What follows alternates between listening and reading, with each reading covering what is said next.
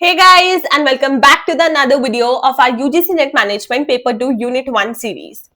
तो last video में हमने अपने मैनेजरियल इकोनॉमिक्स के साथ स्टार्ट कर लिया था और आज के वीडियो में जो हमें इकोनॉमिक्स का नेक्स्ट टॉपिक पढ़ना है वो है डिमांड एनालिसिस, राइट। अब आप ये सोच रहे होंगे कि यार ये सब तो हमने पढ़ा ही है क्लास 11th में 12th में अपनी ग्रेजुएशन में, इकोनॉमिक्स तो हमें आती है तो हम क्यों ये सब पढ़ रहे हैं, इस चीज के ऊपर वीडियो बनाने का क्या पॉइंट है। तो देखो, आपने जो वो पढ़ा है ना वो आपने उस टाइम के जो आपने पेपर दिए हैं उसके अकॉर्डिंग पढ़ा है, लेकिन अब जो हम पढ़ेंगे वो हम यूजीसी नेट मैनेजमेंट पेपर 2 के पेपर पॉइंट ऑफ व्यू के हिसाब से पढ़ेंगे, राइट। तो इसीलिए वीडियो बनाना भी जरूरी है और आपका पढ़ना भी जरूरी है, ठीक है। बहुत ही इजी टॉपिक्स है क्योंकि इकोनॉमिक्स हम सबको ही आती है ना।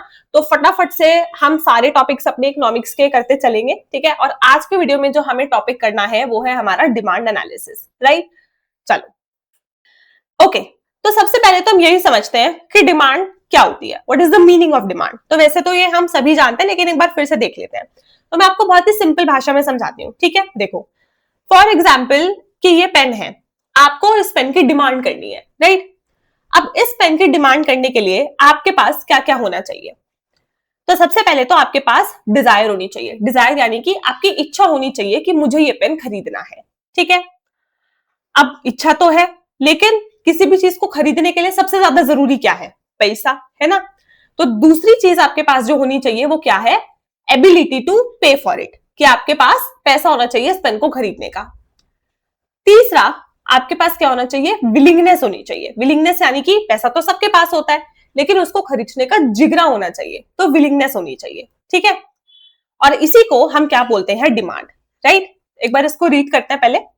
So in simple words, demand refers to the consumer's desire to buy a product or service coupled with willingness and ability to pay for it. तो जब किसी कंज्यूमर के पास डिजायर होती है, विलिंगनेस होती है और किसी प्रोडक्ट और सर्विस को खरीदने की एबिलिटी होती है, तो उसको हम क्या बोलते हैं? डिमांड। सिंपल। अब डिमांड के हमारे और भी मीनिंग्स होते हैं, जैसे demand refers to the quantity of commodity a consumer is able and willing to buy at specific price and specific point of time। कि डिमांड क्या होती है? डिमांड यानी कि कोई कंज्यूमर किसी कमोडिटी की कितनी क्वांटिटी खरीद रहा है, किस प्राइस पॉइंट पे खरीद रहा है और किस पॉइंट ऑफ टाइम पे खरीद रहा है, ठीक है। तो ये भी डिमांड होता है। तो इट हैज मल्टीपल मीनिंग्स, लेकिन जो एक बेसिक मतलब आपको पता होना चाहिए वो यही है कि डिमांड यानी कि जहां पे एक कंज्यूमर के पास डिजायर है, विलिंगनेस है एंड एबिलिटी है टू पे फॉर अ प्रोडक्ट और सर्विस, राइट। ये होता है। फिर आता है हमारा डिमांड एनालिसिस। अब डिमांड एनालिसिस क्या होता है? तो क्या नाम है? Demand analysis. यानी कि जहां पे बिजनेसेस डिमांड को एनालाइज कर रहे हैं, यानी कि जहां पे बिजनेसेस ये देख रहे हैं कि हमारे प्रोडक्ट या सर्विस की आज कितनी डिमांड है और फ्यूचर में कितनी डिमांड होगी, जिससे कि वो इंपॉर्टेंट डिसीजन मेकिंग कर सके, राइट। जैसे देखो, एग्जाम्पल से समझाती हूँ। फॉर एग्जाम्पल मान लो कि मेरी एक फैक्ट्री है, एक मैन्युफैक्चरिंग यूनिट है, ठीक है, जिसमें मैं लेट्स से बिस्किट्स बनाती हूँ, ठीक है। तो मैं देख रही हूं कि आने वाले टाइम पे मेरी जो ये बिस्किट्स हैं इनकी कितनी डिमांड होगी, जिससे कि मैं आज उसके एक इंपॉर्टेंट डिसीजन मेकिंग कर सकूं, यानी कि जिससे कि मैं आज प्रोडक्शन प्लान कर सकूं कि आने वाले टाइम पे मेरे प्रोडक्ट की इतनी डिमांड होगी तो मुझे उस हिसाब से इतनी प्रोडक्शन करनी है, उस हिसाब से मुझे इतने रिसोर्सेज चाहिए, ठीक है, उस हिसाब से इतनी इन्वेस्टमेंट करनी है। तो that is known as demand analysis. Clear है? So demand analysis is the process of evaluating the demand for a product or service for making informed decisions regarding production, investment and allocation of resources। ठीक है, तो ये होता है हमारा demand analysis. Clear हो गया कि डिमांड क्या होती है और डिमांड एनालिसिस क्या होता है। आगे चलते हैं। अब नेक्स्ट जो हमें पढ़ना है वो है हमारा टाइप्स ऑफ डिमांड। ये भी बहुत सिंपल है, 7 टाइप्स की डिमांड होती है, फटाफट से देख लेते हैं। चलो, तो सबसे पहले आती है हमारी इंडिविजुअल डिमांड, राइट। अब इंडिविजुअल डिमांड क्या होती है? तो देखो, मैं ना आपको एक हैक बताती हूँ। आपको ज्यादातर अगर ये देखना है कि इस टॉपिक के अंदर क्या है, आप उस टॉपिक का नाम देख लो, आपको समझ आ जाएगा कि क्या हो रहा है, राइट। जैसे यहाँ पर नाम क्या है? इंडिविजुअल डिमांड, यानी कि एक इंडिविजुअल की, एक कंज्यूमर की डिमांड, उसको हम बोलते हैं इंडिविजुअल डिमांड, ठीक है। So what is individual demand? Individual demand refers to the quantity of commodity that a single consumer is able and willing to buy at different prices during a specific period of time। तो individual demand क्या होती है कि एक consumer किसी commodity की कितनी quantity demand कर रहा है at different prices but at a specific period of time, ठीक है। जैसे फॉर एग्जांपल, जब एक बुक का प्राइस 100 रुपए था तो आशी 2 क्वांटिटी डिमांड कर रही थी, जब बुक का प्राइस घट के 80 रुपए हो गया तो वो 3 क्वांटिटी डिमांड करने लगी। जब 60 रुपए हो गया तो 5 क्वांटिटी डिमांड करने लगी। ठीक है, तो इंडिविजुअल डिमांड यानी कि एक कंज्यूमर किसी कमोडिटी की कितनी क्वांटिटी डिमांड कर रहा है at different prices but at a specific period of time, उसको हम क्या बोलते हैं? Individual demand. ठीक है, सॉर्टेड। नेक्स्ट टाइप की डिमांड आती है हमारी मार्केट डिमांड। अब ये क्या होती है? मार्केट डिमांड यानी कि सबकी डिमांड, यानी कि एक मार्केट में जो इंडिविजुअल कंज्यूमर्स हैं उन सबकी डिमांड का जब आप सम कर दो तो आपकी मार्केट डिमांड आ जाती है, right? So market demand refers to the total quantity of commodity that all consumers in a market are able and willing to buy at different prices during a specific period of time. जैसे for example जब book का price 100 रुपए था तो आशी 2 quantity demand कर रही थी बुक की, राहुल 3 और प्रिया 4। ठीक है, तो इनका सम कर दिया तो क्या आ गया? 9, यानी कि मार्केट डिमांड क्या हो गई? 9। ऐसे जब प्राइस 80 रुपए हुआ तो आशी ने 3 बुक्स डिमांड करी, राहुल ने 4, प्रिया ने 5, तो मार्केट डिमांड क्या हो गई? 12। तो मार्केट डिमांड यानी कि मार्केट में जो इंडिविजुअल कंज्यूमर्स हैं वो किसी कमोडिटी की कितनी क्वांटिटी डिमांड कर रहे हैं at different prices but at a specific period of time. तो जब आप उन सबकी डिमांड का सम कर दो तो मार्केट डिमांड आ जाती है। क्लियर है कि इंडिविजुअल डिमांड क्या होती है और मार्केट डिमांड क्या होती है? ठीक है, तो मैं मार्केट डिमांड को ऐसे भी लिख सकती हूँ कि DM is equals to D1 plus D2 plus D3 and so on DN। ठीक है, कितनी भी हो सकती है। क्लियर हो गया? चलो, फिर नेक्स्ट अब हमारी आती है इसमें जॉइंट और कॉम्प्लीमेंट्री डिमांड। ठीक है, आपको सारी जो डिमांड्स है ना उनके दूसरे नाम भी पता होने चाहिए, क्योंकि यूजीसी ऐसे ही पूछता है कि बताओ कॉम्प्लीमेंट्री डिमांड क्या है, लेकिन आपको सिर्फ ये पता है कि जॉइंट डिमांड क्या होती है, आपको मीनिंग पता है लेकिन आपको उसका दूसरा नाम नहीं पता, तो इसलिए आपका आंसर गलत हो गया। ठीक है, तो हमेशा दोनों नाम याद रखना। तो नेक्स्ट आती है हमारी जॉइंट और कॉम्प्लीमेंट्री डिमांड। देखो, ये तो हम सब जानते ही हैं कि हमारे दो तरह के रिलेटेड गुड्स होते हैं, एक होते हैं सब्स्टिट्यूट गुड्स, एक होते हैं कॉम्प्लीमेंट्री गुड्स। सब्स्टिट्यूट गुड्स कौन से होते हैं? Which can be used in place of each other, है ना? कि जैसे मान लो कि अगर चाय नहीं मिली तो कॉफी पी ली, कोको कोला नहीं मिली तो पेप्सी पी ली।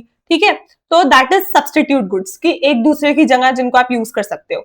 और एक होते हैं हमारे कॉम्प्लीमेंट्री गुड्स। कॉम्प्लीमेंट्री गुड्स यानी कि वो गुड्स जिनको आप एक साथ ही यूज करते हो, जैसे for example bread and butter, pen and refill, तो ये क्या है? हमारे कॉम्प्लीमेंट्री गुड्स। तो यहाँ पे डिमांड का नाम क्या है? जॉइंट और कॉम्प्लीमेंट्री डिमांड, यानी कि हमारी जब हम ऐसे गुड्स की डिमांड कर रहे हैं जिनको हम साथ में ही यूज करते हैं तो उसको हम बोलते हैं जॉइंट और कॉम्प्लीमेंट्री डिमांड, राइट?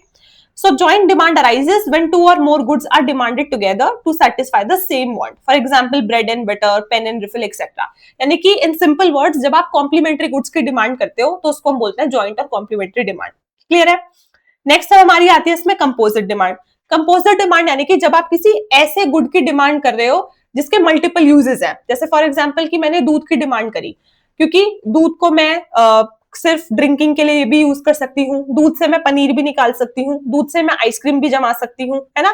तो जब आप किसी ऐसे गुड की डिमांड कर रहे हो which has multiple uses, that is composite demand. So composite demand arises when a single product has multiple uses, for example milk. Clear है? नेक्स्ट अब हमारी आती है डिराइव्ड और इनडायरेक्ट डिमांड। ठीक है, अब ये क्या होती है? तो डिराइव्ड और इनडायरेक्ट डिमांड यानी कि जब आप किसी गुड की डिमांड कर रहे हो जिससे कि आप उसको यूज करके दूसरा गुड प्रोड्यूस कर सको, that is known as indirect और डिराइव्ड डिमांड। जैसे फॉर एग्जांपल मान लो कि मैंने दूध लिया और दूध को मैंने अपने पर्सनल यूज के लिए इस्तेमाल नहीं करा, मैंने उस दूध से लेटेस्ट से कुकीज बना दिए, केक बना दिया, ठीक है, और आगे कंज्यूमर्स को बेच दिया, तो ये क्या है? इनडायरेक्ट और डिराइव्ड डिमांड है कि जहां पे मैंने एक गुड को क्या करा, अपने लिए यूज ना करके उससे दूसरा गुड प्रोड्यूस कर दिया। ठीक है, जैसे फॉर एग्जांपल कि मैंने प्लास्टिक खरीदी, प्लास्टिक से प्लास्टिक टॉयज बना दिए और आगे बेच दिए, दैट इज इनडायरेक्ट और derived demand, right? So derived demand arises to produce other goods rather than for direct consumption. Next आती है हमारी डायरेक्ट और ऑटोनॉमस डिमांड। ठीक है, अब ये क्या होती है? तो डायरेक्ट डिमांड यानी कि जहां पे आपने कोई गुड खरीदा अपने पर्सनल यूज और कंजम्पशन के लिए, कि दूध खरीदा खुद पी लिया, दूध खरीदा खुद चाय कॉफी बनाई यूज कर लिया, दैट इज डायरेक्ट और autonomous demand. So direct demand arises when goods are demand by consumers for their personal consumption. ठीक है, क्लियर हो रहा है? और लास्ट आती है हमारे इसमें कॉम्पिटिटिव और ऑल्टरनेटिव डिमांड, यानी कि सब्स्टिट्यूट गुड्स की जो डिमांड है। जैसे फॉर एग्जांपल मान लो कि टी का प्राइस बढ़ा तो आपने कॉफी की डिमांड बढ़ा दी, ठीक है, क्योंकि टी की डिमांड कम हो गई। ऐसे ही फॉर एग्जांपल मान लो कि पेप्सी का प्राइस बढ़ा तो आपने कोको कोला की डिमांड बढ़ा दी, तो दैट इज कॉम्पिटिटिव और alternative demand, right? So competitive demand arises when substitute goods compete with each other, ठीक है? तो ये हमारी 7 टाइप्स ऑफ डिमांड है, वेरी सिंपल एंड इजी। तो आई होप आपको समझ आ गई होगी, ठीक है? चलो, ऑल्सो यहाँ पे पेन एंड रिफिल से ज्यादा एप्रोप्रिएट पेन एंड पेपर है, क्योंकि कभी आप लोग ये बोलो कि पेन में तो रिफिल ऑलरेडी आती है, तो वो उसका कॉम्प्लीमेंट्री गुड कैसे हुआ है ना? तो इट मेक्स सेंस, तो इसलिए pen and paper are the complementary goods, right? It is much more apt. Okay, अब नेक्स्ट जो हमें पढ़ना है वो है फैक्टर्स अफेक्टिंग डिमांड, कि क्या क्या चीजें डिमांड को इन्फ्लुएंस करती है। अब हमारे कुछ फैक्टर्स इंडिविजुअल डिमांड को अफेक्ट करते हैं और कुछ मार्केट डिमांड को, ठीक है? तो सबसे पहला फैक्टर आता है प्राइस ऑफ कमोडिटी। तो ये तो हमें पता ही है, the universal law of demand, जो हमें क्लास 11th में पढ़ा देते हैं कि अगर प्राइस बढ़ेगा तो डिमांड कम हो जाएगी और प्राइस कम होगा तो डिमांड बढ़ जाएगी, ठीक है? तो ये सबसे पहला फैक्टर है जो डिमांड को अफेक्ट करता है, which is price of commodity. फिर हमारा दूसरा फैक्टर आता है प्राइस ऑफ रिलेटेड गुड्स।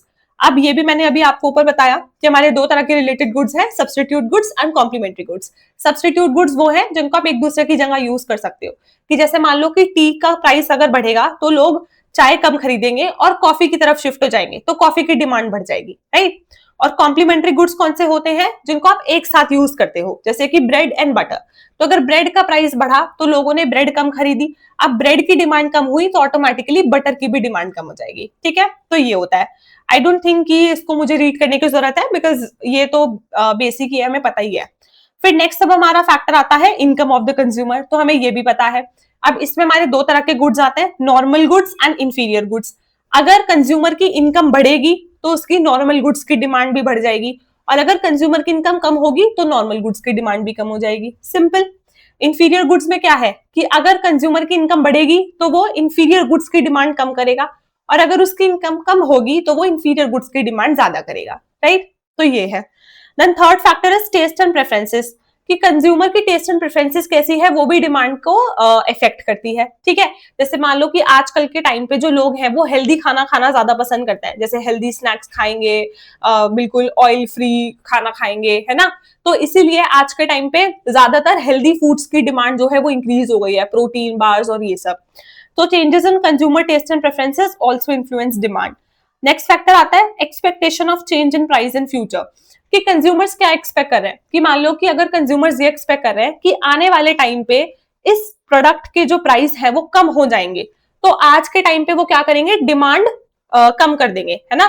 क्योंकि उनको है कि आने वाले टाइम पे प्राइस कम होंगे तो हम तब ज्यादा खरीदेंगे, तो आने वाले टाइम पे वो डिमांड बढ़ाएंगे। लेकिन मान लो कि अगर कंज्यूमर्स एक्सपेक्ट कर रहे हैं कि आने वाले टाइम पे इस कमोडिटी के, इस प्रोडक्ट के प्राइस बढ़ जाएंगे, तो वो आज के टाइम पे अपनी डिमांड बढ़ा देंगे, right? So if the consumers expect prices to increase in future, then the current demand may rise and vice versa, ठीक है? तो ये जो 5 फैक्टर्स हमने पढ़े हैं ना, ये हमारे इंडिविजुअल डिमांड को इफेक्ट करते हैं, ठीक है? तो हमारा इंडिविजुअल डिमांड फंक्शन क्या बन जाता है, ये, which is demand for a commodity. और इसमें हमारा क्या क्या जाता है, price of commodity, price of related goods, income of consumer, taste and preferences and future expectations, ठीक है? तो ये हमारे 5 फैक्टर्स हैं जो इंडिविजुअल डिमांड को इफेक्ट करते हैं। तो ये हमारा इंडिविजुअल डिमांड फंक्शन है, ठीक है? इसको एक बार अच्छे से देख लेना, क्योंकि आपसे पूछा जा सकता है कि ये जो सारे फंक्शंस हैं इसमें से बताओ कि इंडिविजुअल डिमांड फंक्शन कौन सा है, तो ये देख लेना। अब हमारे जो बाकी के 3 फैक्टर्स जो हमें पढ़ने हैं वो हमारे मार्केट डिमांड को इफेक्ट करते हैं, राइट? कौन सा है? सबसे पहले size and composition of population. अब देखो, अगर पॉपुलेशन का साइज ज्यादा होगा, यानी कि अगर ज्यादा लोग होंगे तो ज्यादा डिमांड होगी, है ना? और अगर कम लोग होंगे तो कम डिमांड होगी। ऑल्सो कंपोजिशन ऑफ पॉपुलेशन, कि पॉपुलेशन में किस तरह के लोग हैं। जैसे मान लो कि अगर पॉपुलेशन में ज्यादातर यंग लोग होंगे, जेनजी लोग होंगे, तो वैसे ही प्रोडक्ट्स की डिमांड ज्यादा होगी, राइट? तो पॉपुलेशन का साइज कैसा है और पॉपुलेशन में किस तरह के लोग हैं, वो चीज भी डिमांड को अफेक्ट करती है। क्लियर है? So a larger population generally creates higher demand for goods and services and vice versa.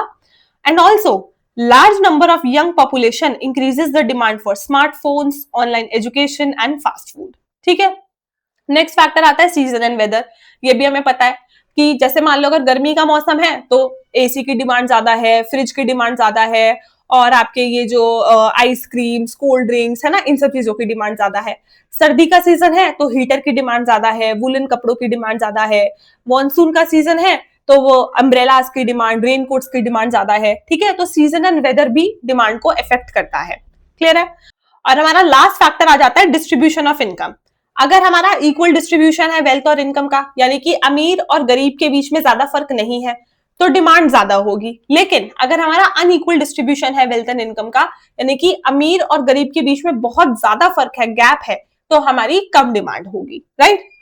और ये जो हमारे तीन फैक्टर्स हैं, ये हमारे मार्केट डिमांड को इन्फ्लुएंस करते हैं। तो हमारा मार्केट डिमांड फंक्शन क्या बन जाता है, ये कि demand for a commodity is influenced by these 8 factors, ठीक है। यानी कि उसमें इंडिविजुअल डिमांड वाले भी आ जाते हैं हमारे 5 फैक्टर्स, और बाकी जो ये 3 है हमारे, ये भी आ जाते हैं, ठीक है। तो ये हमारा मार्केट डिमांड फंक्शन बन जाता है। क्लियर है? तो ये है हमारे फैक्टर्स अफेक्टिंग डिमांड।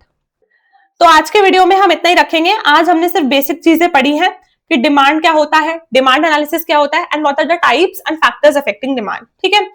कोई जल्दी नहीं है, आराम आराम से हम पूरा सिलेबस करते चलेंगे, क्योंकि मेरा एक्सपीरियंस ये कहता है कि क्वालिटी ओवर क्वांटिटी, कि आप सब कुछ करने के पीछे इतना मत भागो, उस चीज के पीछे ज्यादा भागो कि जितना हम कर रहे हैं हम उतना अच्छे से पढ़े। जैसे मैं आपको बता रही हूँ कि मान लो कि आपको ये लगता है कि भाई हमें इकोनॉमिक्स आती है ना, तो अगर क्वेश्चन आया तो हम उसको कर लेंगे आराम से, है ना। और लेट अस से कि आप इकोनॉमिक्स का पोर्शन छोड़कर चले गए, आपने वो नहीं पढ़ा, और पेपर में इकोनॉमिक्स का एक बहुत ही बेसिक क्वेश्चन आ गया, लेट अस से इंडिविजुअल डिमांड फंक्शन ही आ गया, लेकिन आपको लगता था कि हमें तो आता है, आपने वो नहीं पढ़ा और वहां पर आपने वो क्वेश्चन गलत कर दिया, तो आपके 2 नंबर चले गए, जहां हो सकता था कि आपको उन 2 नंबरों से आपका जेआरएफ क्रैक हो जाता, है ना। तो इसीलिए सब कुछ इंपॉर्टेंट है, लेकिन उससे ज्यादा इंपॉर्टेंट ये है कि जितना पढ़ रहे हैं उतना अच्छे से हम पढ़े, है ना। तो इसलिए हम सब कुछ पढ़ेंगे, अच्छे से पढ़ेंगे, और मैं आपको बहुत ही सिंपल और इजी तरह से ही सारी चीजें समझाऊंगी। तो चैनल के साथ आप ऐसे बने रहो, और अगर आपको वीडियोस अच्छे लग रहे हैं then don't forget to subscribe the channel and like, comment and share the video.